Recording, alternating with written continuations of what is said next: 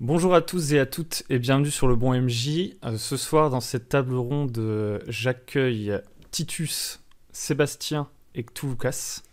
C'est bien comme ça qu'on dit, c'est Cthulhucas? C'est ça. Ok. Lucas. Euh, Parfait. Et on va parler du coup de création de personnages, donc de personnages joueurs, parce que si on parle de création de personnages, on aurait pu parler de PNJ, partir dans un délire. On a essayé de focaliser un peu le truc, même si il y a déjà un bon potentiel pour dire tout et n'importe quoi. Du coup, ce que je vous propose pour commencer, messieurs, c'est de vous présenter en commençant par Titus. Donc bonjour à tous, donc moi c'est Antoine Titus, je suis MJ depuis 4 ans principalement sur du médiéval fantastique et joueur depuis à peu près autant de temps sur du médiéval fantastique, du contemporain. Et donc je participe à cette table ronde justement pour discuter de comment je crée mes personnages quand je joue, mais aussi comment j'essaye de les faire créer par mes joueurs. Ok, ça marche. Sébastien.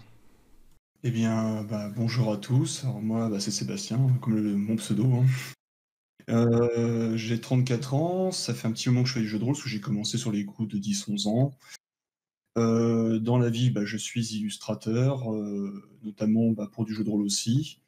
Et du coup, j'ai toujours eu à cœur d'aider au mieux avec mes capacités graphiques, ce genre de choses, la création de personnages. Donc c'est un sujet que j'aime bien, parce que c'est aussi un moment important qu'on a une tendance à mésestimer, à mettre un peu au second plan des fois, alors que ça fait partie du jeu aussi. Ok, ça marche. Et pour terminer, Cthulhucas. Du coup, moi, c'est Lucas. Ça fait 5 ans que je suis MJ. Et ce que je préfère par-dessus tout, c'est vraiment la création de personnages. Les règles, ça, j'avoue que je les oublie parfois beaucoup trop souvent. Ok.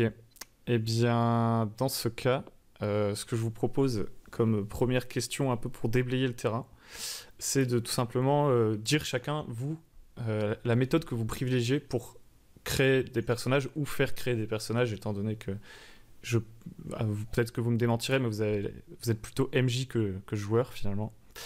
On va faire le même tour de table, donc en commençant par Titus. Alors donc moi c'est plus sur les principes de Donjons et Dragons ou Héros et Dragons pour la partie où le background est d'ores et déjà intégré sur la création de personnages.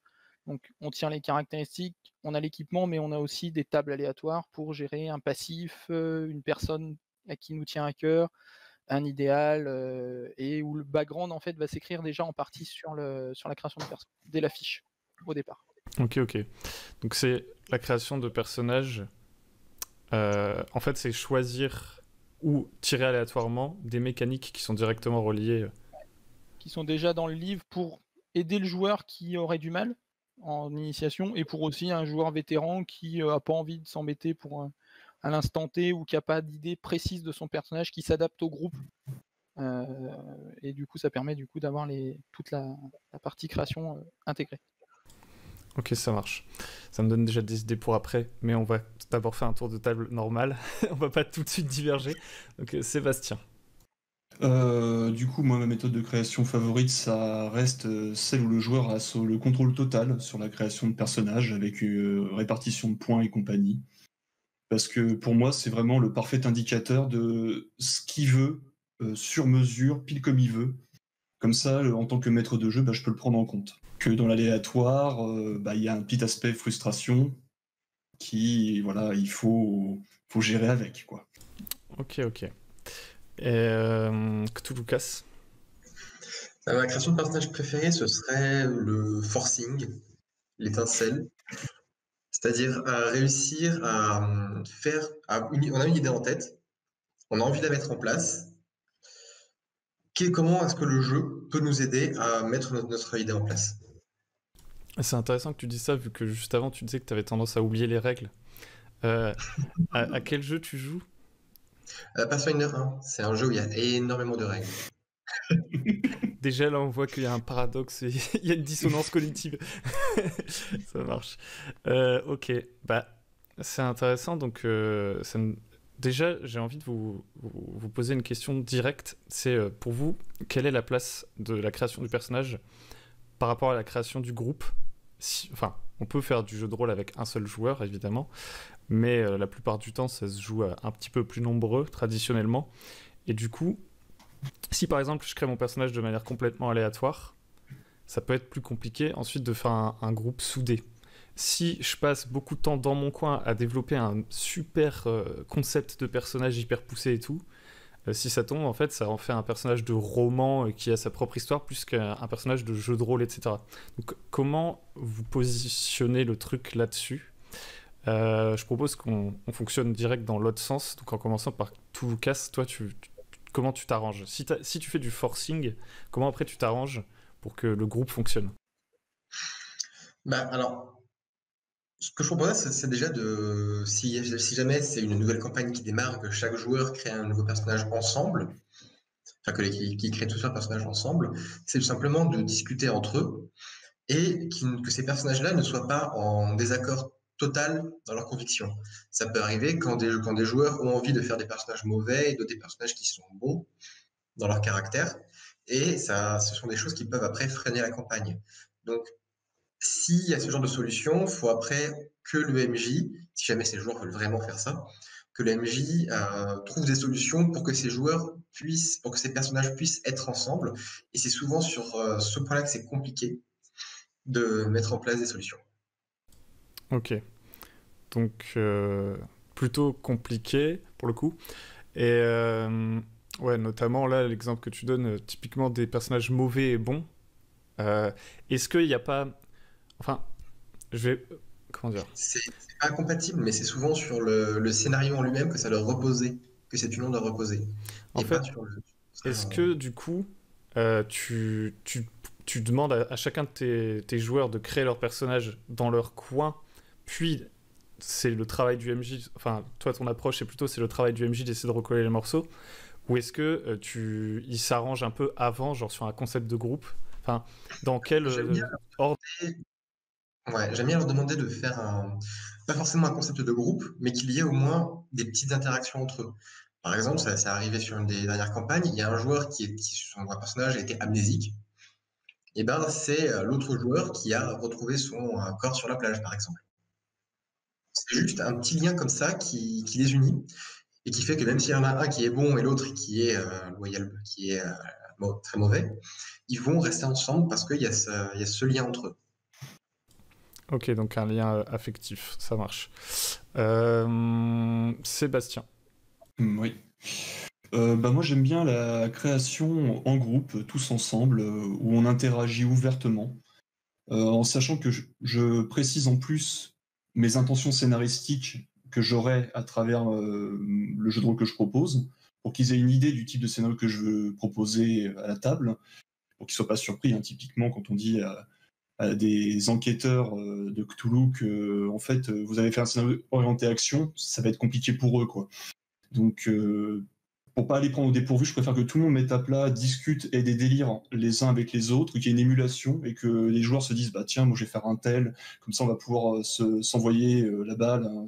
Je préfère ce genre d'émulation là, je trouve que ça permet de bien cimenter le groupe dès le départ et d'aller plus vite lors du démarrage du scénario ou de la campagne, suivant ce qu'on fait. Ok. Titus. Alors moi, je vais rejoindre les deux opinions des camarades. C'est que j'adore la création en groupe. Je pense que ça permet justement, comme disait Sébastien, de cimenter le groupe et d'avoir un groupe qui est pas forcément uni, mais qui est lié ensemble, puisque bon, les personnages se font autour et il y a une discussion, une vraie discussion. Ça fait vraiment l'office de séance zéro.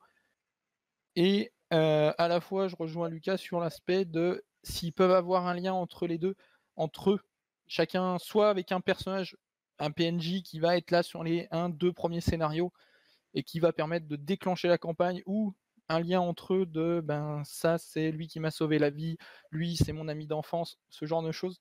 Et ça permet du coup d'avoir un groupe qui est uni et qui a un objectif commun, même si certains sont pas forcément du même, totalement opposés sur les alignements. Après, j'aimerais ajouter que ça dépend aussi beaucoup de la campagne sur laquelle vous faites. Sur Pathfinder 1, il y a une campagne qui s'appelle Skull and Shackle, dont l'intrigue démarre. Les PJ se sont fait tous capturer ils se réveillent dans la cale d'un navire pirate. Donc, normalement, ils n'ont pas eu le temps de discuter entre eux, les personnages n'ont pas eu le temps de se connaître avant ça. C'est vraiment, il y a eu une rafle, ils ont été dedans. Donc là, ce que j'avais fait, c'est que j'avais bien aimé laisser les joueurs dans le flou total de qui allait être avec eux. Effectivement, ça dépend du pitch de base. Et d'ailleurs, un truc aussi sur lequel j'aimerais répondre, c'est toi aussi qui avais dit ça, Lucas, tu disais, c'est au maître du jeu d'essayer de faire coller le truc au scénario, etc. Alors ça, c'est une question qui apporte où il y a beaucoup de réponses différentes. Effectivement, si tu fais jouer des modules, donc des campagnes pré-écrites, tu dois un peu adapter ton module aux personnages qui ont été créés ou via le contrat initial, demander aux joueurs de créer des personnages qui sont adaptés au module. Et là où je voulais en venir, c'est que tu disais c'est le travail du MJ, mais je pense que ça peut aussi être le travail des joueurs, tout simplement. Parce qu'en fait, parfois, en tant que MJ, c'est super fatigant de faire tenir le groupe ensemble. On se retrouve avec des situations où les PJ sont un peu en mode mais pourquoi je resterai avec le reste du groupe, etc. En fait, je trouve qu'une des meilleures solutions, c'est tout simplement de dire dans le contrat social un peu initial aux joueurs, c'est vous qui devez trouver les raisons pour lesquelles vous êtes ensemble. Est-ce que vous utilisez ça, vous, comme approche Titus? Pas spécialement. Après, c'est compliqué sur les campagnes que j'ai menées. Il y avait toujours une approche où j'ai fait une campagne quasiment 100% improvisée quand on pouvait encore. Et là, la dernière campagne, c'est une campagne écrite pour des questions de facilité. Et dans les deux cas, en fait, sur ces deux campagnes-là, le groupe se formait en fait et avait un but commun. En fait, il n'y avait pas de surprise, il n'y avait pas de possibilité de dire non, mais moi, en gros, les personnes avec qui je suis ne m'intéressent pas et je veux faire mon aventure dans mon coin. Dès les premiers scénarios, ils sont obligés d'être liés ensemble d'une manière ou d'une autre pour avancer ensemble sur la destination de la campagne, en fait, là où je veux les emmener. Je pense que en fait, la question des liens forts qui font qu'ils restent ensemble, ça dépend aussi même du format de la campagne, effectivement. Par exemple, si c'est bac à sable, si en fait ils sont juste ensemble pour un objectif, dès lors que l'objectif est terminé, le premier objectif est terminé, ça veut pas dire que la campagne est terminée.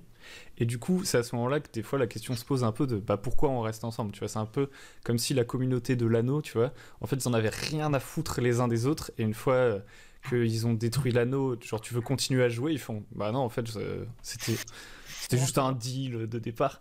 Donc c'est vrai que ça dépend. Si ta campagne elle est vraiment orientée sur un objectif avec une fin un peu idéale, etc., un objectif commun ça peut suffire.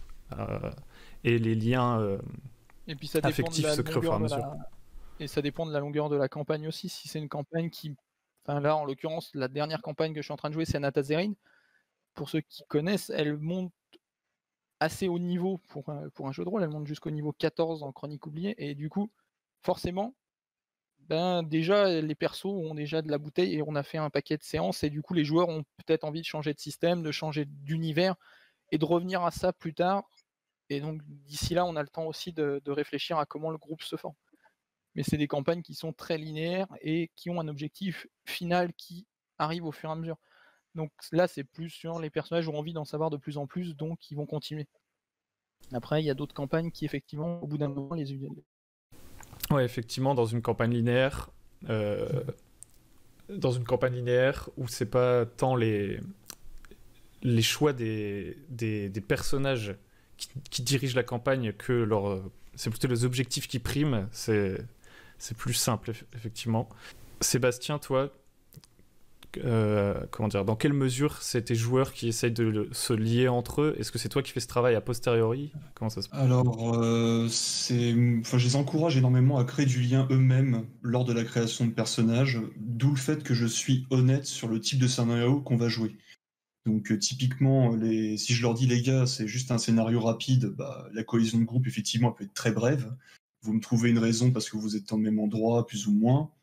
Et si c'est une grosse campagne, j'explique un peu que c'est un truc au long cours et qu'il va falloir créer du lien entre leurs personnages pour qu'ils aient des motivations pour avancer plus loin. Et après, je leur laisse des pistes qu'ils peuvent exploiter, genre il y a telle famille, il y a tel personnage, il y a tel royaume, et essayer de créer du lien entre vos personnages pour matcher avec la campagne et matcher entre vous. Parce que j'aime bien que la créativité aussi vienne d'eux, parce que très souvent ça me donne des idées en plus pour pouvoir faire d'autres choses et des quêtes annexes, et ce qui fait toute la saveur des campagnes en général. C'est ce qu'on utilise chez les joueurs pour rebondir. Donc, je préfère inviter à la créativité de ce côté-là.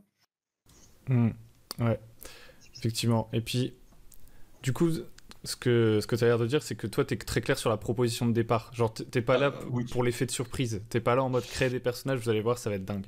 Voilà, parce que d'expérience, j'ai des joueurs qui ont des caractères assez forts. En général, ils veulent jouer des personnages très précis. Et je préfère ne pas les prendre au dépourvu en général. Je leur dis, voilà, ton personnage sournois et manipulateur qui a 40 en charisme, cette fois-ci, tu vas peut-être le faire dévier un peu plus sur autre chose. Alors, je suis pas au point de faire un pitch hyper clair, hein, mais disons que je donne une couleur, une intention sur ce que je vais faire jouer, quoi. Ok. Est-ce que Touloucas, tu as quelque chose à ajouter là-dessus? Ça rejoint complètement ce qu'a dit Sébastien, et j'ajouterais que ça, c'est primordial de le faire pendant une séance 0 à la campagne. Typiquement, je suis désolé, je vais parler avec beaucoup d'exemples. Là, j'avais un MJ sur une campagne qui débutait, qui n'avait pas fait de séance 0, et s'était retrouvé avec une campagne où il voulait que les joueurs sauvent le monde. Et nous, on a fait 4 personnages mauvais. Donc, très égoïste, et on fait, bah non, pourquoi est-ce qu'on irait sauver le monde? On peut s'allier avec le méchant juste pour pourrir le monde en plus et être sûr de survivre. Après, ça peut être la campagne qui raconte comment ces hommes si mauvais sont devenus finalement bons et ont sauvé le monde. Mais il faut s'accrocher, et c'est typiquement là où je pense qu'il faut travailler avec les joueurs. Parce que tu peux très bien dire, on va faire une campagne, le but c'est de sauver le monde. Vous avez fait des personnages mauvais, mais ensemble, on va raconter comment vos personnages mauvais ont sauvé le monde. Et vous devez me donner un petit peu, me tendre des perches pour que je puisse amener ça, et comme moi je vous tendrai des perches, et parfois il faudra les saisir tout simplement. Ça fait un peu partie du contrat, quoi. C'était un exercice qui était un petit peu difficile pour lui, qui était débutant en tant que MJ. Ouais. Effectivement. Ok. Et qu'est-ce que vous pensez des... Moi j'aime bien l'idée des propositions fortes. Par exemple, j'aime bien les jeux... Enfin, j'aime pas mal l'idée que t'as des jeux où c'est vous jouez un équipage de gens qui font tel boulot. Tu sais, et que en plus, ça met un peu une petite contrainte sur la création de personnages. Donc, ça veut dire que ça vient avant, mais parfois ça pousse à la créativité. Justement, ça fait que le joueur, peut-être, il va arrêter de faire le personnage qu'il fait à chaque fois. Avec cette sorte de contrainte. Et comme la proposition elle est plus forte, elle est plus cadrée, ça permet aussi parfois de raconter de créer des interactions et de raconter des histoires qui collent plus à un style précis. Genre, je pense par exemple au livre Alien, au jeu Alien, où en fait, dans le livre, non seulement tu as des carrières, mais tu as aussi des types de groupes. Genre, on peut jouer des militaires, on peut jouer des machins et tout. Moi, je trouve que c'est cool dans les jeux de rôle quand ils proposent des choses comme ça. Je sais pas ce que vous en pensez. Moi, personnellement, j'adore ce genre de proposition. C'est même comme quand je parlais de proposer une couleur au scénario, en général, c'est ce que j'utilise comme amorce, quoi. Là, je pense notamment... Là, je suis en train de préparer une campagne sur Hollywood. Je leur ai dit, les gars, on va faire un groupe de mafieux. À vous de décider quelle origine on va utiliser, quel stéréotype. Mais voilà, c'est du coup, qu'est-ce que vous voudriez jouer dans ce délire-là, en fait. Et du coup, j'attends leur proposition là, actuellement. Je trouve que c'est moteur parce que justement, ça donne un bon vecteur sans trop en dire sur ce que vous voulez faire. Et ça évite parfois des trucs un peu absurdes qui vont rendre l'histoire... Enfin, c'est pas grave. Ça peut être marrant. Mais ça fait peut-être une fiction un peu moins cohérente à la fin si on est un peu dans un délire où on a envie que la campagne, elle soit... Comment dire, elle se raconte bien. Parfois, ça marche mieux que de dire, bon, ok, toi, t'es un barde qui fait de la danse et toi, t'es un rocketman. Vous allez travailler ensemble. Alors, ça peut être un choix, mais c'est vrai que c'est dur à faire matcher les deux, quoi. Toi, avec les modules, peut-être que tu casses, est-ce que tu as un retour à donner là-dessus, genre en fonction du module que tu vas faire jouer, forcément, j'imagine que tu as une proposition un petit peu plus claire, genre dans Skull and Shackles, si tu joues des pirates, est-ce que tes joueurs c'est des pirates? Enfin après, j'imagine que ça se passe dans Golarion, donc les gens peuvent venir de n'importe où, mais... Ouais, bah là, pour les modules, l'avantage, c'est qu'ils proposent comment ça s'appelle? Pas des compétences, mais des bonus de background en fonction que les joueurs peuvent choisir, qui sont pas là juste pour raconter une histoire, mais qui donnent des petits bonus en plus. Il y a un petit livret, et dedans tu peux choisir que ton personnage soit riche, c'est-à-dire qu'il commence avec 500 pièces d'or en plus, ou qu'il est fils de charpentier pour qu'il ait des bonus à la création de navires. Mais ça, pour moi, le plus important, c'est de bien préciser où est-ce que et dans quoi les PJ vont démarrer.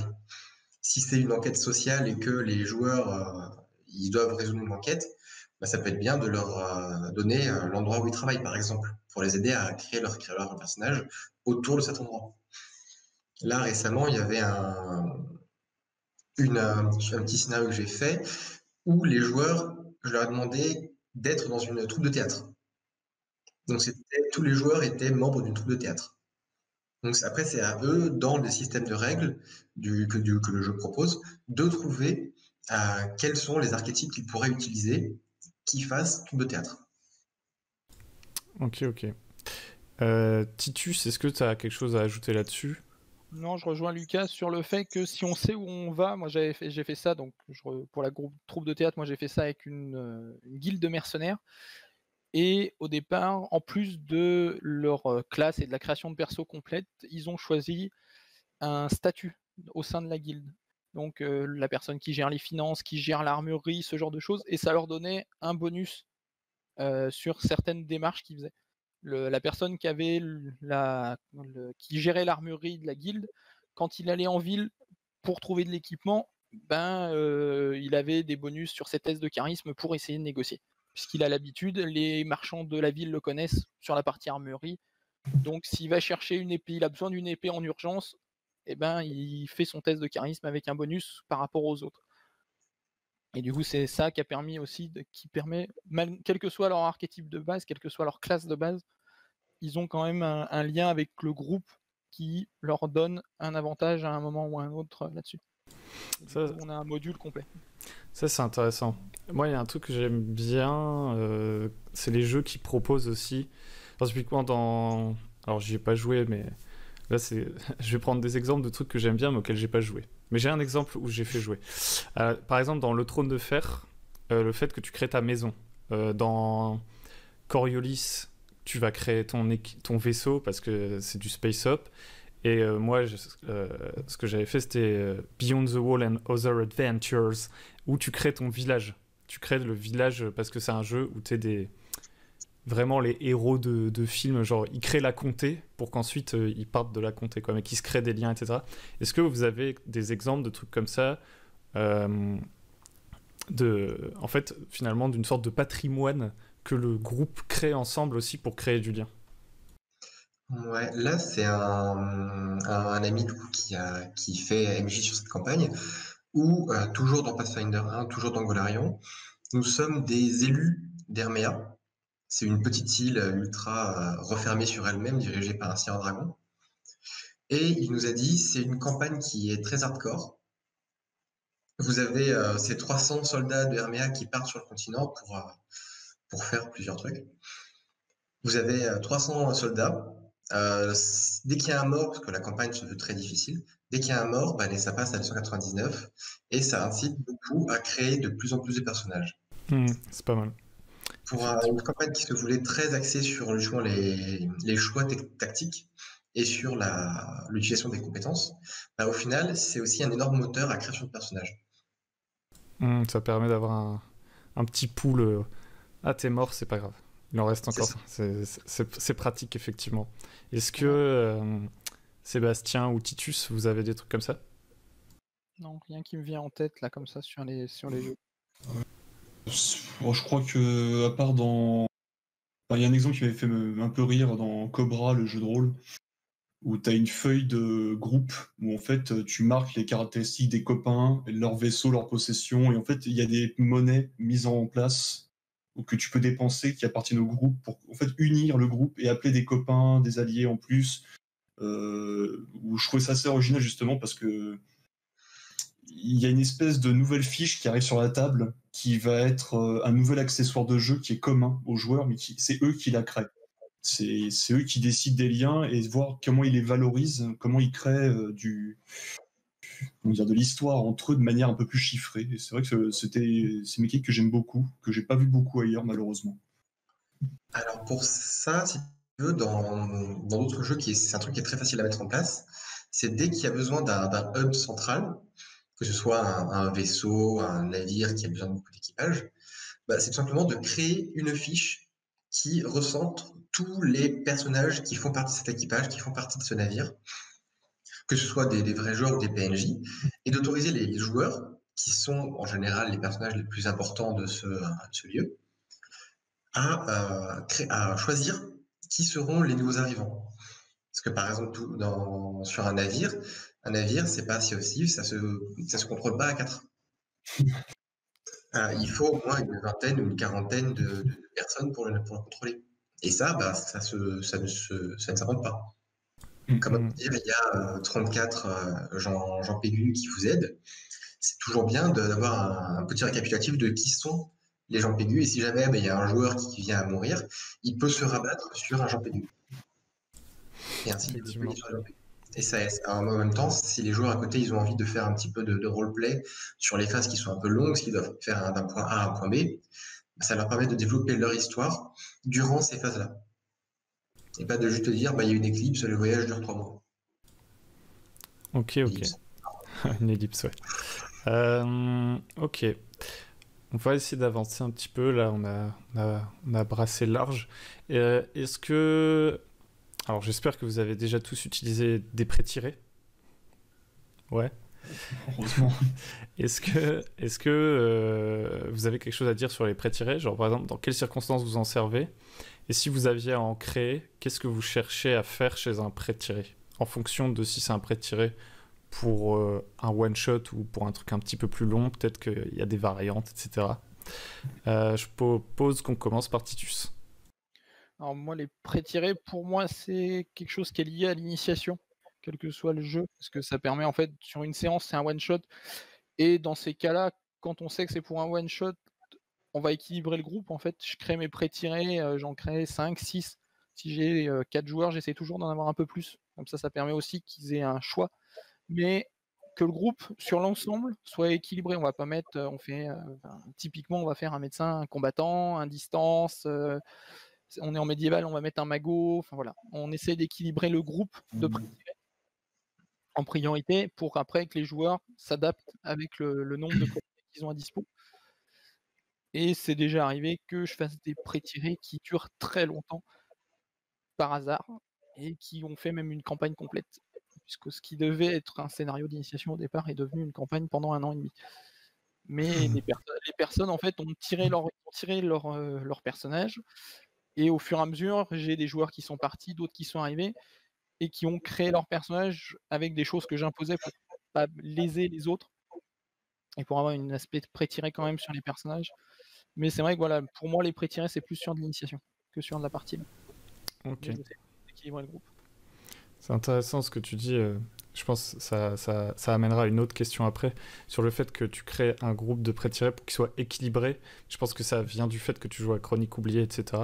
Mais on reviendra là-dessus après. Sébastien. J'aime bien l'utiliser dans 2 cas, les pré-tirés. Déjà, comme dans l'initiation, effectivement, parce que c'est extrêmement pratique. Ça donne vraiment un point de départ tout fait pour les débutants. Dans ce cas-là, moi, ce que je veille, c'est que les personnages soient très identifiables en termes de style. Comme ça, les archétypes parlent aux néophytes et ça les aide beaucoup. Alors après, voilà, on habille avec un portrait, avec peut-être une écriture un peu différente. On customise les fiches au maximum pour essayer de donner une couleur et pour aider le joueur débutant. Et le deuxième cas où je vais utiliser des pré-tirés, c'est dans mon vieux groupe de vieux de la vieille qu'on se connaît depuis le collège, tout ça. C'est des gens, ils ont bien roulé leur boss côté jeu de rôle, donc ils aiment bien avoir des pré-tirés de temps en temps pour avoir la surprise du personnage et devoir se débrouiller avec quelque chose qu'ils ne maîtrisent pas de A à Z. C'est la forme de challenge du genre, j'ai ça, il faut que j'arrive à surpasser les épreuves qu'on me propose avec un truc que j'ai pas choisi. Mais voilà, c'est une volonté de se mettre des bâtons dans les roues soi-même pour que ça soit un peu plus dur, quoi. Ouais, de sortir un peu de sa zone de confort. Complètement. Et Cthulhucas.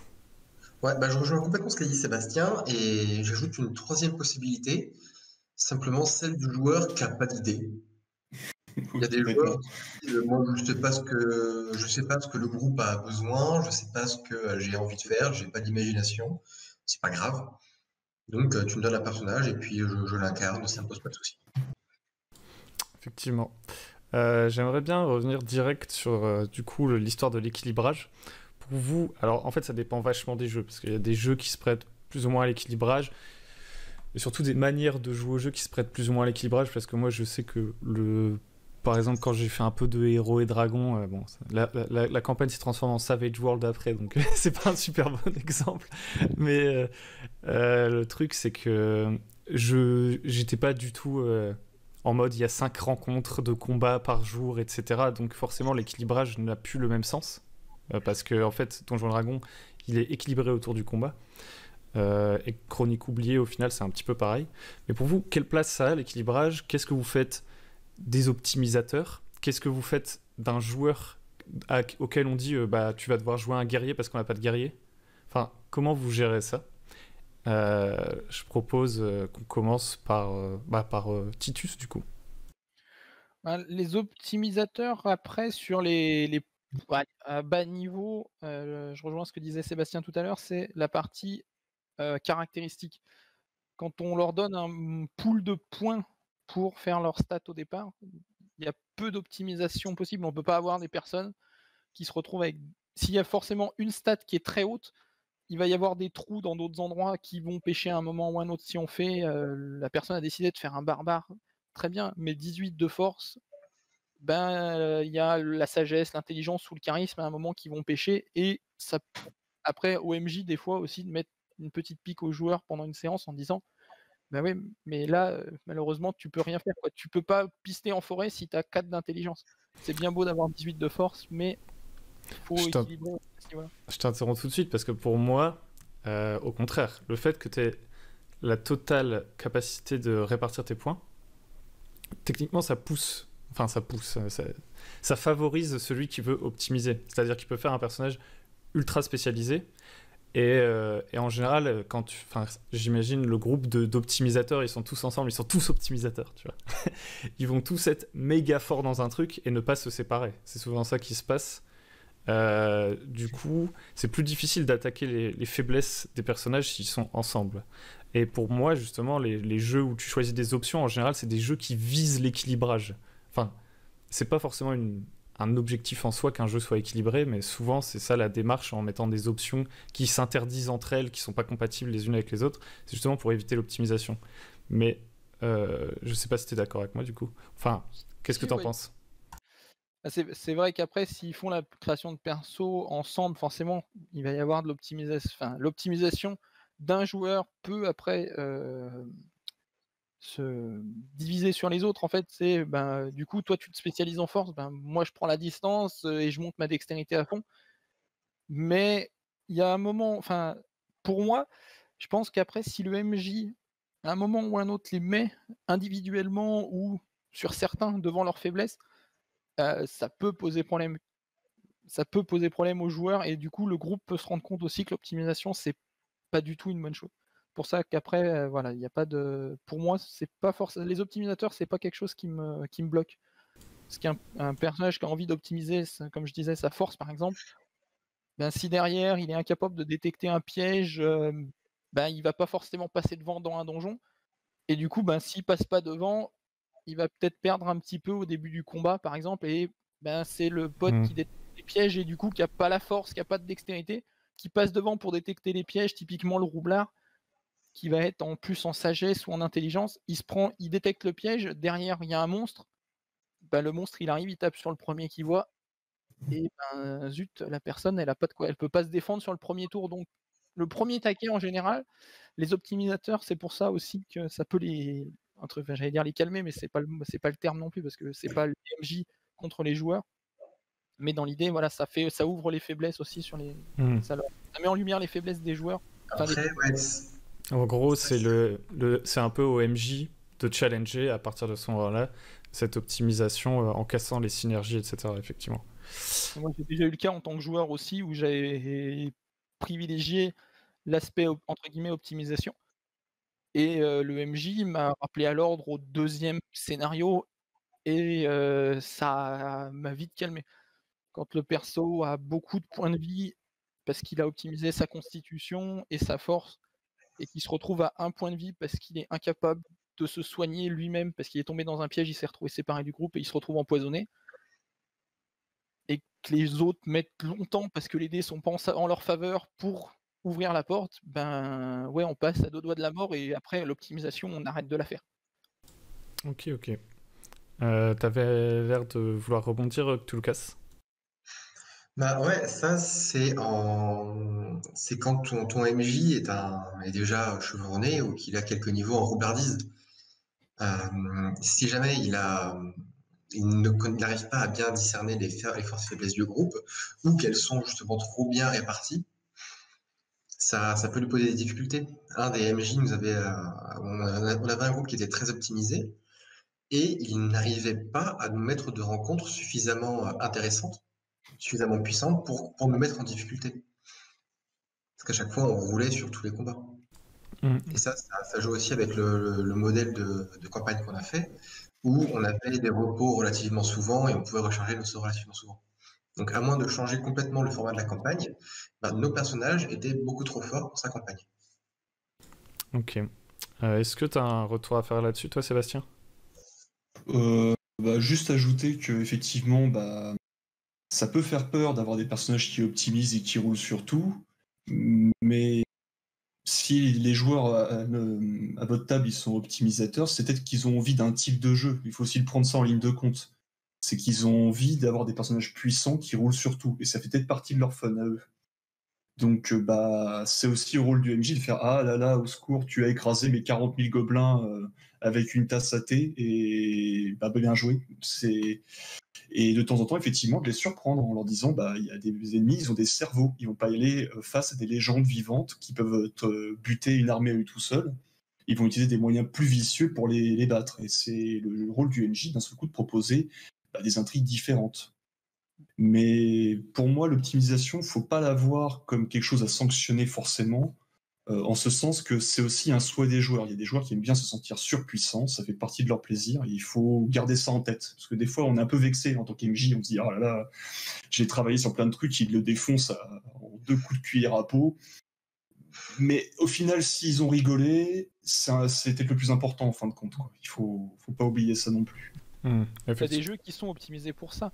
Absolument. Tu parlais de légendes vivantes. Le premier exemple qui me vient en tête, c'est Solomon Kane, où dès le niveau 1, les personnages sont des monstres, sont des héros en puissance. Ils roulent sur l'opposition. Et Solomon Kane est justement là pour... Et c'est ce que j'adore moi dans ce jeu, c'est les personnages sont des héros dès le bas niveau, sont ultra forts, ultra optimisés, et le premier groupe de bandits qui passe, il se fait rétamer. Parce que les personnages sont prévus pour, parce que les compétences des personnages sont prévues pour. Et c'est, voilà, tu parlais de joueurs, de groupes de joueurs qui ont des envies particulières, qui ont envie de rouler sur l'opposition. Solomon Kane est un très bon exemple, quel que soit le groupe de joueurs, puisque les héros, quelle que soit la création qu'on leur met dessus, roulent sur toute l'opposition sur la campagne, sur les scénarios qui existent. Ouais, effectivement, en fait, quand les personnages sont optimisés, le but, c'est pas de casser leur optimisation, puisque c'est leur fun d'essayer d'être fort, etc. C'est pas le MJ contre les joueurs. En fait, le défi, c'est plus de varier, de les pousser à réfléchir. Parce que si, en fait, ils sont optimisés et ils ont une stratégie qui fonctionne en toutes circonstances, et qu'en fait, au final, tous les scénarios sont les mêmes, d'accord. Bon, déjà, je pense que à chaque fois, ça se termine par un bain de sang et ils jettent des dés et ça marche à tous les coups. Effectivement, je pense que là, il y a un problème. Et puis, j'ajouterais quand même que même si ça peut être le fun des joueurs, il faut aussi penser à son fun en tant que MJ. Si au bout d'un moment, tous les scénarios c'est la même chose, les PJ ils font leur stratégie, ils sont pas très roleplay, ils sont en mode ok, donc le temps qu'il est devant, il sait que prendre des coups, et puis ils font toujours exactement la même chose. Il faut reconnaître que ça peut aussi être énervant pour le MJ, pas vexant en mode ah j'ai pas réussi à les tuer, mais ça peut donner toujours le même pattern en fait, et c'est ça qu'il faut challenger, je pense. Il faut toujours rebondir sur le fait qu'une opposition n'est pas forcément un combat sanglant. Il faut vraiment penser à d'autres choses, et pour ça il faut être très clair à la création de personnages. C'est que il faut dire oui, vous allez optimiser les gars, mais je vais aussi vous challenger sur d'autres choses. Il faut être clair sur les intentions de base, je pense. Et si jamais ça fonctionne pas, ben, ce serait de prendre à partie le joueur qui est peut-être un petit peu trop optimisé et lui dire bah, écoute, ton personnage il est un peu trop fort, est-ce que tu peux changer telle ou telle mécanique à l'intérieur sans que ça impacte ton personnage? Ouais, je pense d'ailleurs que cette solution est parfois plus saine que justement d'essayer de contrer spécifiquement ce joueur qui a un personnage plus fort que le reste du groupe, parce que sinon c'est tout le temps l'escalade. Et en fait, c'est pas très sain, notamment pour les autres joueurs qui se retrouvent du coup à être spectateurs de cet affrontement entre le MJ et le joueur en question, et c'est pas le but du jeu, quoi. Ok. J'ai une autre question pour vous. Peut-être, on a pas mal parlé de sujets qui gravitent un peu autour du truc, mais pour vous, là on va parler un peu plus du background. Est-ce que c'est la quantité ou la qualité qui compte? Comment vous mesurez ça? Je propose qu'on commence par Lucas. Ben, moi, j'aime bien faire des backgrounds évolutifs. C'est-à-dire que j'aime pas avoir un truc, j'aime pas avoir 50 pages de personnages qui sont déjà écrites. J'aime bien juste commencer par juste une ligne. Mon personnage, c'est un maître de culte. Voilà. Et puis, au fur et à mesure de la campagne, quand les joueurs vont poser des questions, et ben, je vais étoffer, je vais donner des indices en fonction de mon envie, en fonction de. Je dis, ah ouais, tiens, ça c'est intéressant, je vais le prendre. Ok. Est-ce que c'est dans une optique bac à sable? Parce que typiquement, c'est souvent dans le bac à sable qu'on dit. Il y a une sorte de formule comme ça qui dit le background du personnage, c'est les 3 premiers scénarios, en fait. Tu vois, c'est un peu l'idée que tu ne viens pas avec un background, mais genre, limite, tu mets une ellipse entre les 3 premières séances et le vrai début de la campagne où il y a les gros plots et tout qui se mettent en marche, etc. Et qu'en gros, l'histoire du personnage, finalement, ça va être les premiers scénarios. Est-ce que c'est comme ça que tu vois le truc? Parce que vu que tu joues des modules, ça m'étonne un peu plus ce que tu dis. Du coup, comment tu mets ça en place? Je joue pas forcément que des modules, mais c'est souvent ça demande de l'organisation de mettre ça en place dans des modules. Faut voir avec le joueur, faut voir avec les libertés qu'offre le module. Si jamais il y a un petit creux ou une petite modification que tu peux faire à ce endroit-là, bah, autant la mettre. Et ça c'est à voir avec le joueur. Par exemple, si jamais il y a un joueur qui dit bah, mon personnage il vient d'une île, de l'île paumée, et que par un malheureux hasard, le bateau il va passer à côté de l'île paumée, bah, peut-être qu'il aura envie d'y retourner. Et ça peut mettre en place une sous-intrigue, un petit filler. Personnellement, je suis plutôt sur du background synthétique. J'aime bien que ça soit juste quelques lignes, assez simples.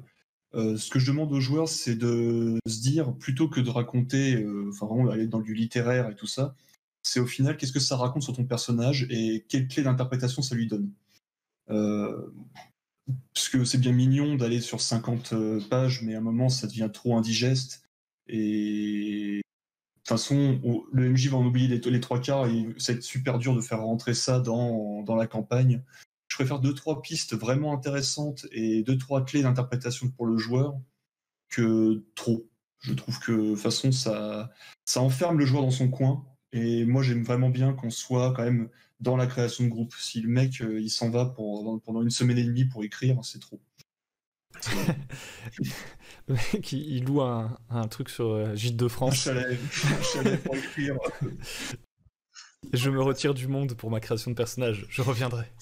Après, il meurt à la première séance, tu vois, le mec, il part en pleurant. C'est un cauchemar, quoi. Et ça, c'est encore plus drôle quand les PJ commencent au niveau 1.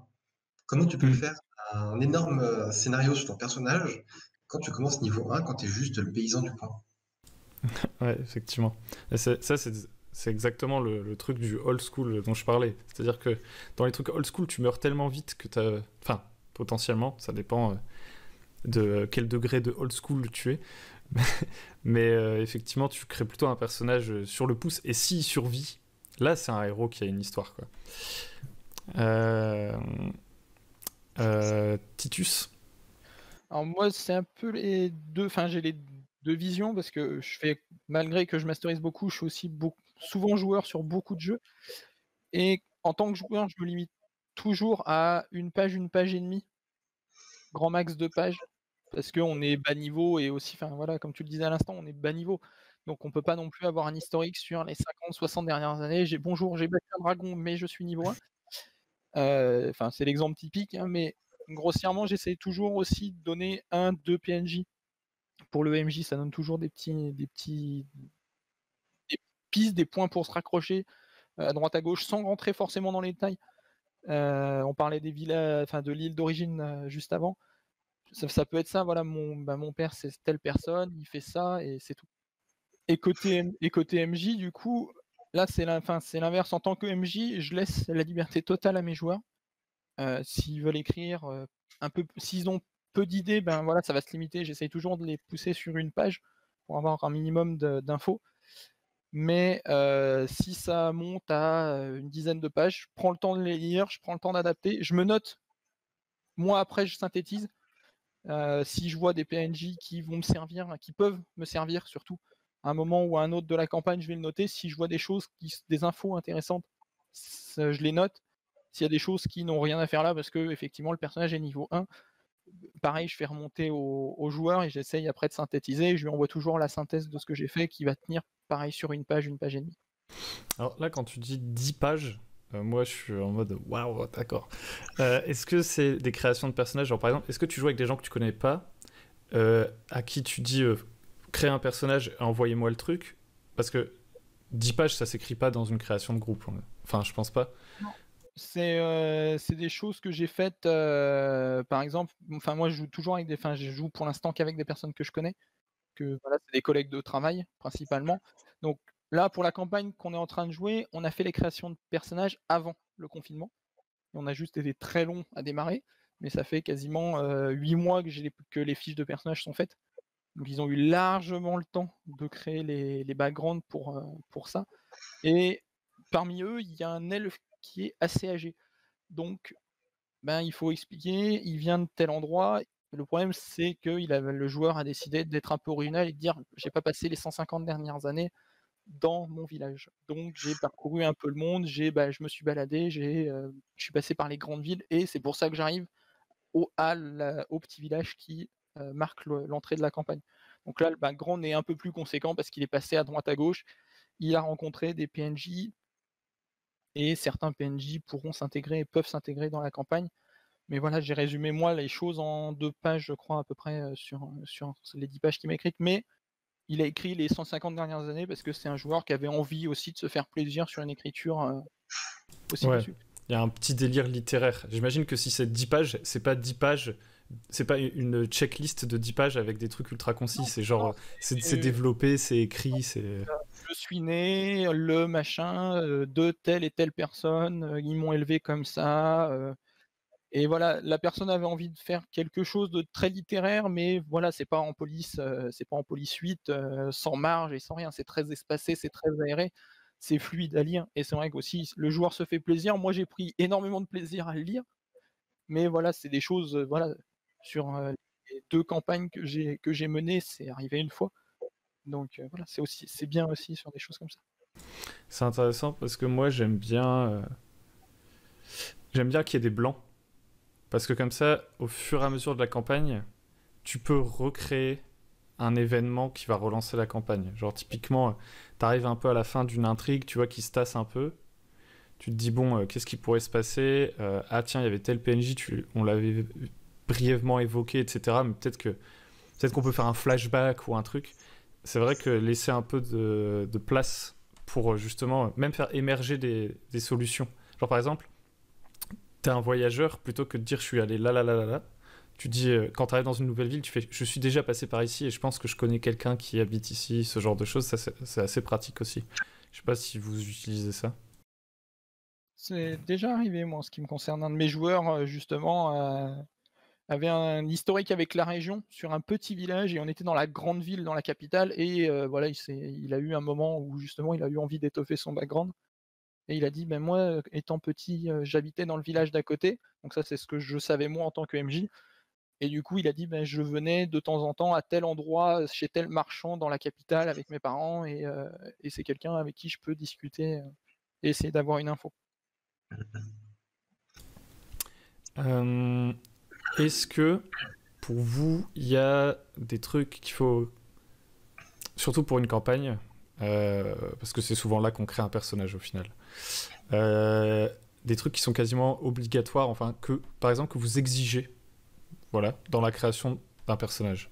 Quand même des éléments, un minimum en fait, des trucs qui sont vraiment importants pour vous, par exemple sur lesquels vous allez rebondir en tant que MJ, vous aimez qu'on vous donne ça pour vous en servir. Je propose pour complètement casser le pattern, commencer par Sébastien. Ma foi, j'aime bien exiger de mes personnages, enfin de mes joueurs qui viennent avec un minimum de matériel pour créer leur personnage. Je leur ai parlé un peu du pitch de ce que je voulais faire jouer. Donc en général, j'aime bien qu'ils viennent avec au moins un portrait de leur personnage qu'ils ont pris à l'avance. Comme ça, ils montrent un peu le délire dans lequel ils voudraient aller graphiquement. Bien sûr, l'historique, bon, ça c'est après on le crée ensemble en général. Mais après, voilà, en termes de création, à part ouais, voilà, venir en avance avec un petit portrait, une petite envie visuelle, j'ai pas grande exigence en fait. Tout se fait vraiment pendant le jeu, la création. Je suis assez souple de ce côté-là. Est-ce qu'il y a des questions, par exemple, si tu fais une création un peu en groupe avec des questions, etc., où tu demandes, ah tiens, machin, truc, est-ce qu'il y a un truc qui revient souvent, typiquement, genre, est-ce que t'as pas un objectif à court terme? Ou alors, c'est quoi ce qui tient, ce à quoi ton personnage tient le plus? Ce genre de levier qui, derrière, permettent de faire des trucs? Alors oui, alors dans ce cas-là, plus dans ce genre de conversation, j'ai très souvent demandé en fait quelles sont tes envies à court terme, c'est-à-dire évidemment c'est quoi la finalité quand tu n'avais pas rencontré le grand méchant qui tuait tout le monde, c'est-à-dire que c'était quoi ton but quand tu étais quelqu'un de lambda et qu'est-ce qui est devenu ton but maintenant que tu es devenu quelqu'un qui est dans un univers héroïque ou quelque chose comme ça, qu'est-ce qui a changé par rapport à ça? Comment tu te vois maintenant en fait? Et très souvent, je rajoute la question de comment tu te verrais plus tard. Ça, j'aime bien qu'ils imaginent potentiellement le parcours de leur personnage, même si ça se réalise pas, mais au moins comme ça, je me dis, bah, ils ont telle ambition à long terme, et avec ça, on va pouvoir commencer à travailler. En général, c'est plus ouais, voilà, des choses comme ça, et les fameuses questions du si tu devais citer, est-ce que tu es plutôt quelqu'un d'amical, est-ce que tu as quand même un pote dans chaque ville, ou est-ce que tu es plutôt renfrogné et du coup à chaque fois quand tu arrives dans un nouveau lieu, tu sais très bien que tu connais personne et que c'est très compliqué pour toi. Enfin, ce genre de choses, voilà, qui me permettent de dégrossir. Ça, j'aime vraiment bien en parler via ce genre de petits jeux de questions, effectivement. Parce que c'est vrai que j'aime bien l'idée de demander où est-ce que tu veux aller. Parce qu'en général, ça permet aussi de rendre un peu plus organique l'évolution du personnage. C'est-à-dire que, surtout dans des jeux à niveau, par exemple, où genre d'un seul coup tu fais oh, je monte de niveau et c'est incroyable, je suis plus fort. J'ai tué le gobelin qui me manquait là pour avoir mon nouveau sort. C'est vrai que genre quand les joueurs ils te disent bah moi j'ai envie d'apprendre ça, tu peux faire un peu les milestones. Enfin, tu peux imaginer entre guillemets les points par lesquels ils vont passer un peu dans leur ascension vers le statut de super héros de la mort. Tout le casse. T'as des petites exigences comme ça sur le background, des éléments que t'aimes bien utiliser. Bah, j'aime bien leur demander de faire le plus simple possible. Pas simple dans le genre, j'en ai pas 10 pages, juste leurs émotions, leur caractère, d'où ils viennent et ce qu'ils veulent faire avec le personnage. En une Parce phrase. qu'après, c'est dans l'intrigue, dans le scénario, que les relations vont se faire et qu'ils vont plus tard améliorer leur background. C'est ce que j'aime faire avec eux. Ça me fait penser à Numenera, je crois. C'est dans Numenera où en fait tu crées ton personnage avec 3 mots. Tu sais, c'est un peu race, classe, machin, mais là c'est. Je sais plus ce que c'est exactement. En fait, ça écrit une phrase. C'est une phrase à trous. Et à la fin, quand tu as créé ton personnage, ça fait je suis un machin truc qui est comme ça et qui fait ceci. Ce genre, moi j'aime bien que tu puisses résumer effectivement en une phrase ton personnage. Et en fonction du jeu, ben, c'est pas les mêmes informations que tu vas forcément aller chercher. Et c'est ça. Là, j'avais beaucoup aimé la vidéo que tu avais fait sur Force the Queen, où tu dois créer des personnages qui, très rapidement, juste en répondant à des questions précises. J'ai pas encore eu l'occasion de le faire avec mon groupe et j'adorerais le faire. Ça devrait pas trop tarder normalement. Je te dirai ça. Bah, c'est pas mal, notamment pour les modules, je pense. Quand tu veux améliorer la création de personnages pour un module, justement. Enfin, moi, je fais pas jouer de module, mais j'imagine bien ça. C'est-à-dire qu'au lieu de dire aux joueurs, on va jouer à Skull and Shackles, et en fait, vous allez créer vos personnages, ben, tu leur mets des questions de genre, comment t'es-tu fait capturer, comment t'es-tu retrouvé dans la cale de machin. C'est Et ça. c'est comme ça qu'ils créent leurs personnages, et ça permet... En plus, tu peux les lier, etc., avec ce genre de Parce que choses de manière cash, quoi. c'est ça, on demande des questions précises aux joueurs et pas des questions généralistes. Ça les force à réfléchir à des situations. Et je trouve que créer des personnages via des situations, c'est plus pertinent que de les créer dans leur ensemble. Parce que bon, au final, d'où il vient, est-ce qu'il a mangé des patates, ça, on s'en fout. On veut savoir les événements qui ont fait ce qu'il est aujourd'hui. Ouais, qui le lie au groupe et tout. Et toi, Titus, alors, tu parlais de 10 pages, mais je pense que c'était plus Exceptionnel. l'exception qui confirme la règle. C'est ça. Qu'est-ce En que règle t'exiges, toi? En règle, en règle générale, j'aime bien avoir un ou deux PNJ, pas forcément les parents, mais ça peut être un ami, un mentor, quelque chose. Et j'aime bien intégrer ces personnages-là quand c'est possible dans la campagne. Après, je rejoins l'avis de Sébastien sur les illustrations. Pour moi, c'est essentiel. Ça permet visuellement de savoir à quoi ressemble le personnage et de pouvoir le décrire beaucoup plus facilement aux autres comment en fait, c'est plutôt dans l'esprit du joueur qui a du mal à le faire. Une fois qu'il a choisi son illustration, mais il sait comment le personnage s'habille, à quoi il ressemble, la couleur des yeux, des cheveux. C'est des choses en fait auxquelles on pense pas à la création de personnages et qui n'ont pas forcément un impact sur la campagne, mais qui, une fois que l'illustration est là, sont fixées implicitement par le joueur. Mais après, voilà, et juste une toute petite phrase pour une fois qu'ils savent comment démarre la campagne ou comment démarre la partie, de se dire comment je suis arrivé là en fait. Résumer rapidement en gros la dernière semaine de je suis arrivé dans ce village comme ça, ou j'y suis parce que c'est ça qui se passe. Ouais. Là aussi, pour les illustrations, il y a un petit un rituel, on va appeler ça comme ça, que j'aime beaucoup faire avec les joueurs. C'est nous, on joue sur Tabletop Simulator et j'aime beaucoup passer un petit peu de temps avec le joueur pour lui chercher une figurine, pour qu'il puisse trouver la figurine qui correspond à son personnage. Et c'est toujours très, très, très plaisant et très, très sain de faire ce petit exercice-là. Alors, moi, j'ai jamais utilisé Tabletop Simulator. Du coup, question, je sais pas si ce sera dans la vidéo. T'as un grand panel de figurines comme ça que tu peux sélectionner. Ça marche comment? En fait, c'est qu'il y a un workshop. Donc, si jamais il y a un joueur qui s'est dit, bah tiens, ce modèle-là qui est présent dans cet univers-là, j'ai envie qu'il soit dans Tabletop. Donc, c'est les joueurs qui vont créer qui vont ajouter la figurine. Il y a toutes les figurines de League of Legends, de Monster Hunter, tous les trucs comme ça. Ok, donc tu peux aller piocher dans les chara design de toutes les grosses licences et tout. Ça, c'est pas mal aussi comme conseil. Enfin, j'y pense comme ça. Mais déjà, pour les joueurs qui ont des difficultés à imaginer un personnage ex nihilo comme ça, juste partir de personnages qu'ils aiment bien, de films, de jeux vidéo, peu importe, et même pour décrire aux autres comment sont leurs personnages, parce que des fois, voilà, tout le monde n'est pas comme moi là actuellement, je cherche mes mots, tu vois, des fois t'es pas fluide quand t'essaies d'expliquer quelque chose. Genre si tu dis, par exemple, tu veux faire une super cascade dans un combat, tu vois, tu peux essayer de commencer à dire je fais un salto en faisant nanana et tout, et c'est super compliqué. Tu peux aussi tout simplement pour typer ton personnage, dire bah là je fais une cascade à la Jack Sparrow en me servant de tel meuble, et voilà. Et en fait, ça évoque très vite une image plutôt que d'essayer de tout verbaliser et tout. Ok, nouvelle question. Vous, quand vous créez vos personnages, vous faites comment? Parce qu'on a beaucoup parlé de la position de MJ, etc. Alors, moi, par exemple, je sais que je fais pas beaucoup de campagnes en tant que joueur, mais je fais beaucoup, beaucoup, beaucoup de one-shot. Et en fait, en général, mon personnage, je le pense à... Enfin, l'origine de mon personnage, c'est comment moi j'ai envie de jouer pendant cette partie. C'est ça l'étincelle initiale. Et en général, si le MJ derrière il me dit bah tu veux que je te fasse un pré-tiré, je dis oui. C'est-à-dire que genre par exemple je dis moi j'ai envie de jouer un arnaqueur et je sais que je veux jouer un arnaqueur. Et en fait ça me suffit. Et ensuite le MJ qui connaît mieux son univers etc. je lui laisse me fabriquer un truc qui va fonctionner pour ce one shot.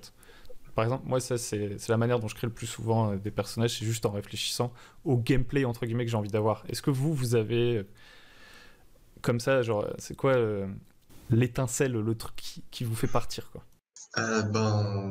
Perso, tu as dit le mot, c'est l'étincelle. Je me dis, je suis un très fan d'absurde. Je suis très fan d'absurde. Et là, récemment, le dernier personnage en date que j'ai fait, je me suis dit, tiens, j'ai envie de jouer un poisson rouge. Comment on intègre un poisson rouge dans une campagne? Je vais dire que c'était un ancien humain qui s'est fait, qui était un maître du culte, tiens, c'est intéressant ça. Il avait une secte à lui, et son rituel a été interrompu, et il s'est réincarné dans le corps le plus proche, celui de son poisson rouge. Et ensuite, je vais aller piocher dans les mécaniques du JDR pour réussir à mettre en place ce truc-là. Comment un poisson rouge pourrait être utile, sachant qu'il n'a pas de bras, pas de pieds, il ne peut pas se déplacer. Pas de mémoire. C'est quoi sa seule utilité? Dans Pathfinder, il y a une classe qui s'appelle l'hypnotiseur, qui fait des attaques de regard. Donc je me dis, putain, je vais prendre ça, tiens. Ok. Donc de fil en aiguille, tu réussis à faire un personnage sur une idée complètement débile, mais qui tienne la route, juste en respectant ce que tu voulais faire.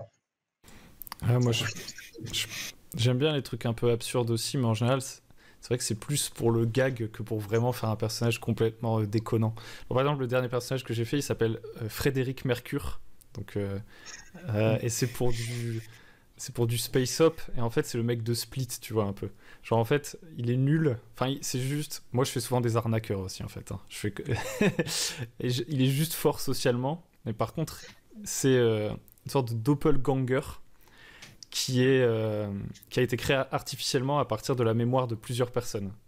Et donc du coup, son gameplay un peu, c'est que genre d'un seul coup, pendant la partie, il va faire...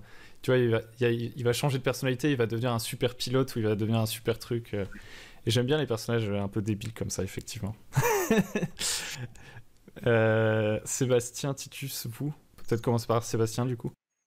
Moi, c'est tout bête, mais en fait, quand je crée un personnage, je viens souvent en tête avec des scènes que j'aimerais vivre. Donc, j'essaie de constituer un personnage qui cadrait dans cette scène.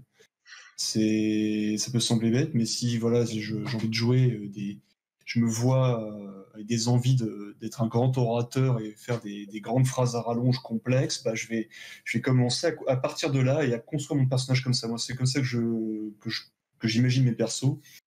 À travers leur propre temps fort, quoi. Je me essaie de me dire comment je me verrais au maximum si mon personnage était vraiment fait pour cette scène, comment je dois le construire. Et en général, c'est comme ça que ça fonctionne. C'est sur une envie. Est-ce que si j'ai envie de faire voilà, un orateur ou un brigand, ce brigand, je le verrais dans quelle scène et dans quel style, comment il se débrouillerait. Enfin, je me fais quelque chose de très cinématographique. Et là, après, je commence à reconstruire tout ce qu'il y a en amont pour qu'il puisse arriver à cette situation-là. En général, c'est comme ça que je commence.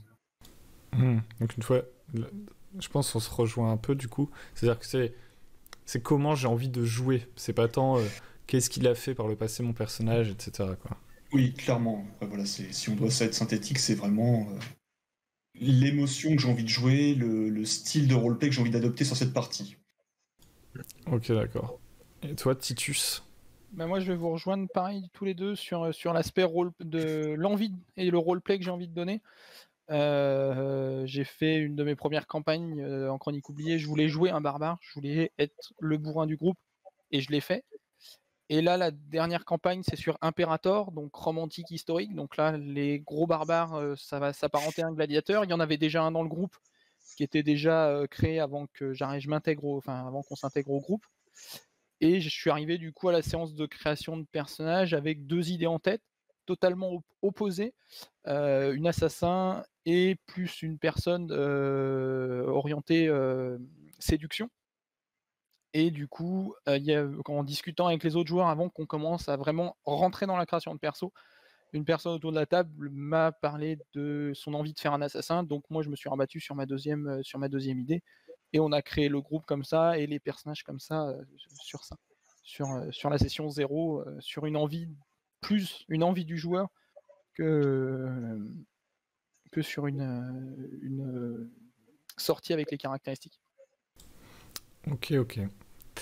Peut-être sur l'implication qu'il faut donner au joueur.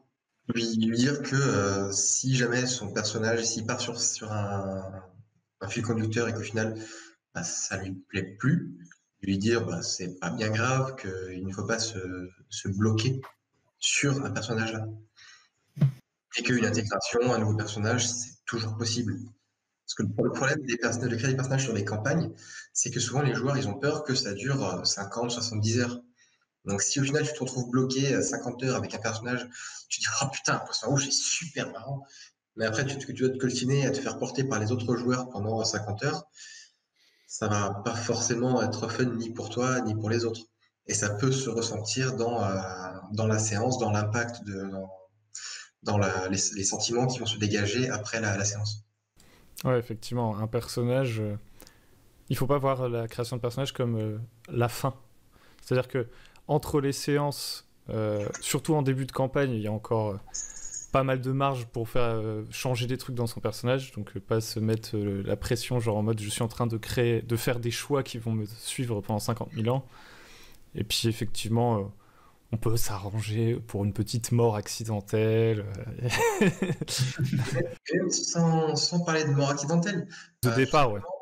Prévoir avec le MJ dans la campagne des moments où on dit, bah voilà, là, ça va être un moment un peu plus calme, on a fini un gros arc.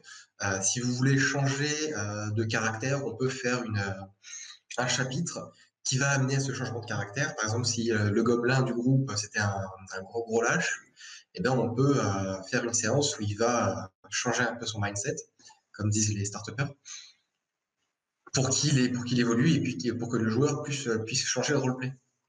Ouais, clairement, les ellipses, en vrai, c'est un outil super utile. Hein. À petite échelle ou à grande échelle. Genre, enfin, je diverge un peu, mais genre même dès qu'une campagne elle commence à...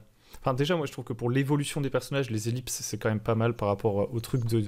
T'as un tel panier d'expérience, paf, tu deviens plus fort et tout. Les ellipses, ça permet de lisser un peu ça. Et ça permet de relancer une campagne tout simplement parce que sinon des fois tu te retrouves dans le truc ok vous avez accompli votre objectif, vous avez sauvé le village de Bouzland des gobelins et genre 2 secondes plus tard il y a un mec qui vient vous dire ah mais en fait il y a encore des choses à faire, il y a un méchant plus grand, etc. Les ellipses ça permet d'amener des événements, des évolutions de personnages, genre les ellipses c'est trop bien en fait. Ah, c'est super important. D'autant j'aimerais ajouter que c'est pas juste faire une ellipse, juste où il se passe rien. Moi, j'aimerais vraiment demander aux joueurs des ellipses à scénariser. Où ils racontent un peu ce qu'ils font, comment ils font évoluer leur personnage, et si jamais ils font un truc qui est intéressant, donc ils prennent des décisions roleplay qui sont intéressantes, et bien que ça se traduise par des bonus sur leurs caractéristiques, par exemple, ou dans leur mécanique. Bah, pour le truc de Force the Queen, par exemple, moi, la campagne que je fais actuellement, on va jouer à la 4e séance demain, donc c'est encore assez récent. Ben, même si au début j'avais fait une liste de questions, ben, à la fin du premier scénario, je me suis dit, il me faut plus de choses. Mais on a déjà joué, donc maintenant c'est plus simple pour les joueurs de répondre à des questions après une première partie. Donc tu remets des petites questions comme ça entre chaque scénario, ou même, ça c'est les trucs dans les jeux PBTA, Powered by the Apocalypse, genre... En fait, la création de perso, c'est même un processus continu, c'est-à-dire que dès que tu arrives dans un nouveau lieu, tu te reposes des questions sur ton personnage, ça construit le lieu, etc. Donc ouais, clairement, il ne faut pas se mettre trop la pression à la création de personnage.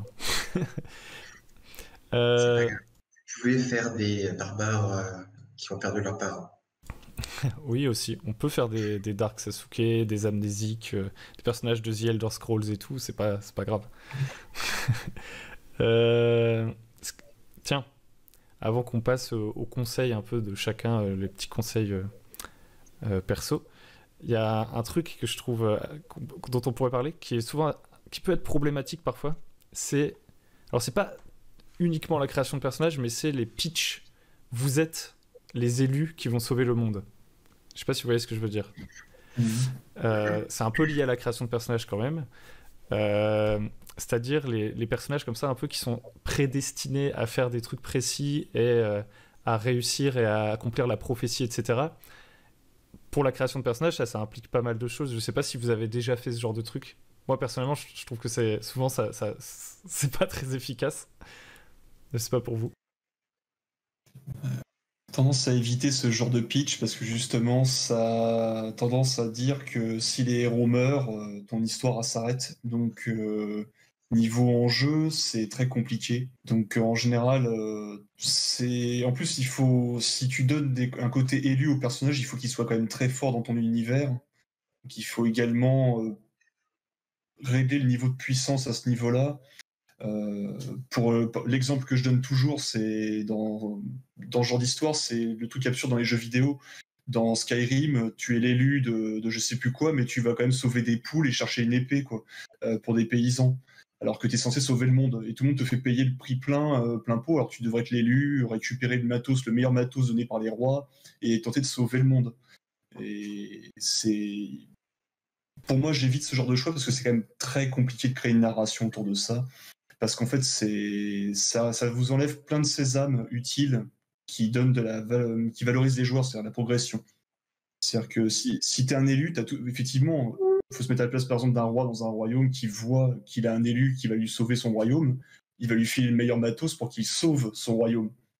Donc, le joueur, il a techniquement pas de choses à faire pour progresser. Il a pas le côté, bon, c'est du power gaming, mais ce petit frisson d'évoluer, de grappiller chaque petit objet au fur et à mesure. Voilà, c'est un choix pas facile à gérer, je trouve, mais bon, après, pourquoi pas, hein, si on se met vraiment dans du full narrativiste et qu'on sait très bien que les personnages ne seront pas forcément inquiétés par la mort, enfin, du moins tous, pourquoi pas. Mais moi, j'aurais une tendance à l'éviter, personnellement, quand même. Après, peut toujours avoir la prophétie, mais un peu vague, tu vois. Un élu. Et les gens, ils font « Ah, c'est sûrement l'élu !» Un groupe d'élus, tu vois, c'est très bien, voilà. C'est ça, parce que... C'est vrai qu'après, genre dans Skyrim, déjà, le truc qui fait toujours rire, c'est que t'arrives dans des endroits random, et les gens, ils font « Mais c'est l'enfant de dragon !» C'est comme si t'avais ta page Facebook où c'était écrit tout le monde te follow et tout, à bord de ciel, tout le monde te connaît. Et puis en plus, ça peut créer... s'il y a vraiment un truc d'élu, et c'est 100% sûr, c'est toi l'élu, etc., tu te retrouves un peu au-dessus des lois, au-dessus de tout, parce que techniquement, c'est toi qui va tout faire, quoi. Donc, ouais. C'est Harry Potter, c'est marqué sur son front, bonjour, je suis l'élu, et j'ai le droit de... Enfin, mais non, c'est compliqué. Ouais, c'est pas évident à gérer ce genre de cas où tu te retrouves avec des joueurs qui, d'entrée de jeu, je rejoins ce que disait Sébastien, si on sait que c'est des élus, oui, tout le monde se prosterne, tout le monde donne tout, parce que sans eux, sans le groupe de joueurs qui sont censés être les élus, eh ben, il n'y a rien, quoi. Le monde ne sera pas sauvé et on n'aura rien. On va mourir, donc on doit les aider à réussir, en fait. C'est écrit. Typiquement, je ne serais pas d'accord. Et avec un très bon exemple, c'est le shonen, où c'est le héros qui va forcément réussir à... On sait que c'est le héros qui va gagner forcément, mais ce qui est intéressant, c'est de voir comment il va gagner. Donc là, si on veut jouer des élus, c'est de réussir à au moins les mettre en difficulté. Et si le MJ réussit à les mettre en difficulté, c'est là que ça devient intéressant. Après, dans un shonen, toi en tant que lecteur, tu sais que le héros il va gagner, mais le héros il sait pas qu'il va gagner. Alors que si, enfin je sais pas, après oui effectivement tu peux, tu peux dire que tout le monde ne sait pas que tu es l'élu, donc tout le monde ne réagit pas comme si tu étais l'élu. Enfin, évidemment, il y a de la marge, et puis, comme on disait, il y a l'exemple de la prophétie qui n'est qu'une prophétie, finalement.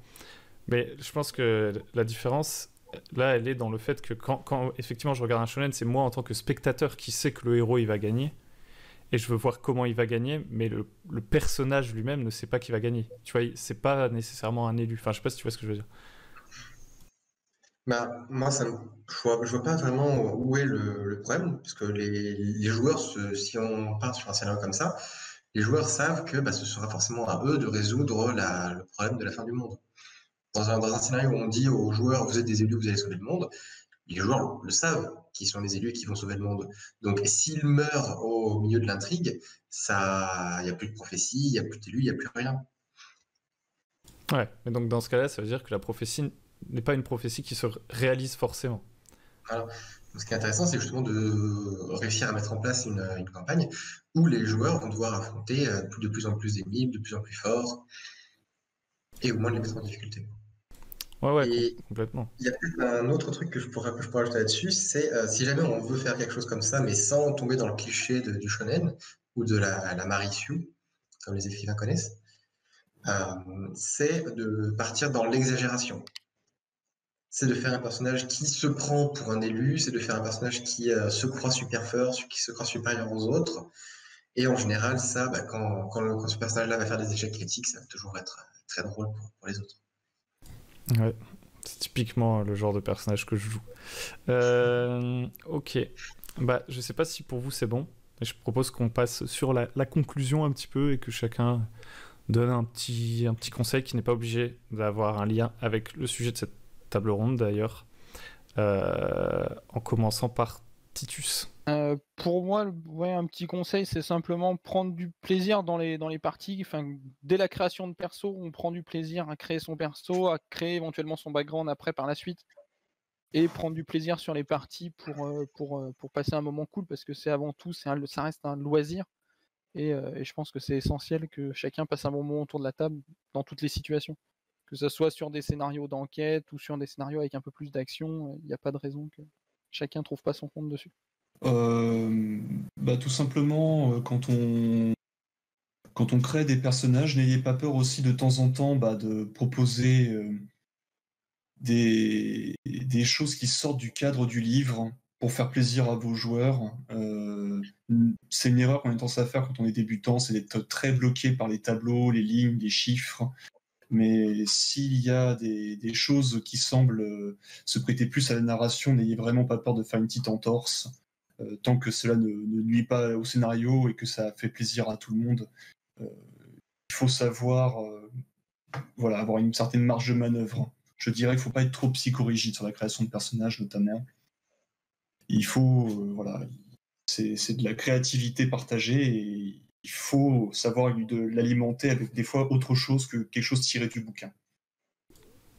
Ok, ouais, surtout pour une campagne, si un joueur qui a vraiment envie de jouer son truc et que c'est pour du long terme, ce serait un peu con de l'en empêcher et faire. Exactement.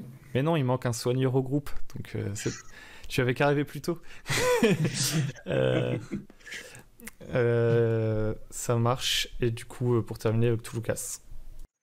Un conseil, ce serait de ne pas se prendre la tête, que c'est pas grave si votre personnage il n'a pas 10 pages d'écriture derrière lui, que un personnage, ça ne se crée pas d'un bloc, ça se construit sur plusieurs décennies. Sur des décennies. Waouh. C'est sur le long terme. Enoriel d'Ange le décide. L'amitié se construit au fil de plusieurs décennies. Ok, ça marche. Et justement, c'est un jeu. Si votre personnage n'est pas à la hauteur, vous l'étofferez plus tard. Ouais, surtout si vous connaissez les gens autour de la table. Effectivement, peut-être que quand vous êtes avec des gens, vous savez pas du tout comment ils jouent. En fait, tout simplement, posez-leur la question. C'est ça. Et ça, le plus important, c'est communiquer. Parler avec les autres joueurs, parler avec le MJ. Si ça se trouve, en discutant, vous allez avoir envie de faire une idée commune. Vous allez trouver ça ultra drôle de faire la campagne Il faut sauver le monde en jouant 4 gobelins. Et ça sera sans doute votre session, votre scénario qui vous restera le plus en mémoire. Ce sera sûrement un one-shot où vous serez tous morts. Ok, ça marche. Très bien. Vous voulez rien à ajouter, messieurs? Est-ce que ça s'est bien passé de votre côté? Très bien, oui. Eh bien, c'est très bien. Alors, merci beaucoup pour votre participation. Titus, Sébastien et Cthulhucas.